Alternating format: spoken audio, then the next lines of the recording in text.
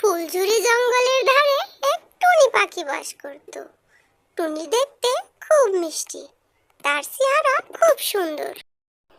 টুনি পাখিটি গরম সহ্য করতে পারত না, তাই তো টুনি এই বৈশাখ মাসের তীব্র গরমে অতিষ্ঠ হয়ে গিয়েছিল। এই গরমে টুনি থাকতে না পেরে বাড়ির সব কাজকর্ম সেরে দিনের বেশিরভাগ সময় নদীর পানিতে গিয়ে বসে থাকতো।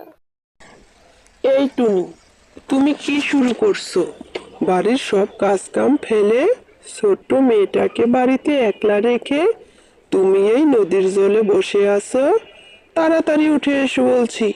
ঠান্ডা লাগলে আমারই তো আবার তোমাকে চিকিৎসা করতে হবে। টুনা, তুমি বেশি প্যাক প্যাক করো না। তুমি জানো না আমি গরম সহ্য করতে পারি না।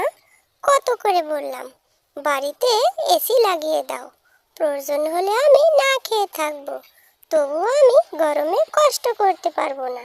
শুনলে না তো আমার কথা, তাহলে কেন এসেছো আমাকে ডাকতে?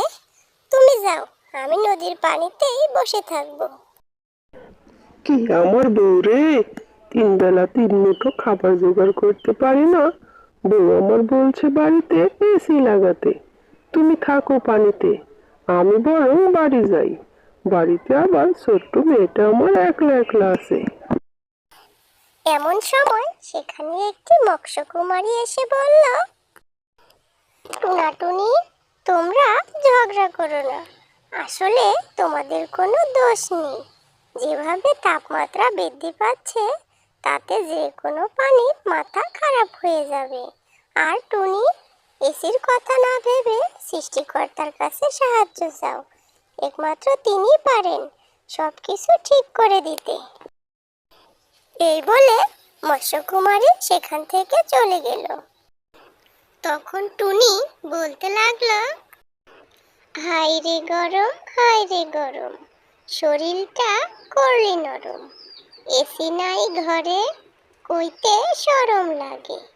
ঝরছে ঘাম, ঝরছে পানি, বৃষ্টি হবে কখন জানি।